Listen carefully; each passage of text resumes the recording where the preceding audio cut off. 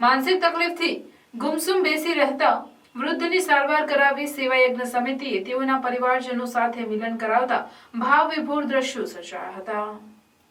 જ્યારે કોઈ અજાણી વ્યક્તિને તમે જુઓ જે એકદમ ગુમસુમ બેસી રહી હોય અને તમને જોયા જ કરે એવી એક વ્યક્તિ સેવા યજ્ઞ સંસ્થાને મળી। એ વ્યક્તિ કંઈ બોલતી ન હતી, કોઈ પ્રતિક્રિયા આપતી ન હતી, ફક્ત એક ધારું જોયા કરતી હતી।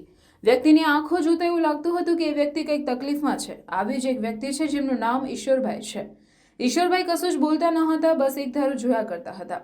તેમને સેવા યજ્ઞ સંસ્થાએ સિવિલ હોસ્પિટલમાં આવતા ENT સ્પેશિયાલિસ્ટ ડોક્ટરને બતાવ્યા અને તેમના નિદાન મુજબ ઈશ્વરભાઈને જન્મજાત બોલવાની તકલીફ નથી, પરંતુ માનસિક તકલીફ છે।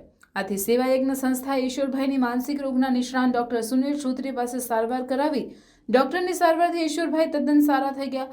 હવે તેઓ બધા સાથે વાતો કરે છે અને તેમને તેમનું ઘર અને પરિવારજનોની પણ યાદ આવી છે। ઈશ્વરભાઈએ જે વર્ણન કર્યું તેના પરથી સેવા યજ્ઞ સંસ્થાએ અથાગ મહેનત કરી, તેમના પરિવારજનો અને ઘરની શોધ કરી અને ઈશ્વરભાઈનો તેમના પરિવારજનો સાથે સુખદ મેળાપ કરાવ્યો છે। ઈશ્વરભાઈના મેળાપથી તેમના પરિવારજનોએ પણ રાહતની લાગણી અનુભવી છે। આ જ રીતે નીલુબેન, કબુબેન અને રુસ્તમને પણ તેમના પરિવારજનો સાથે મેળાપ કરાવી આપવામાં સેવા યજ્ઞ સંસ્થા સફળતા મળી છે।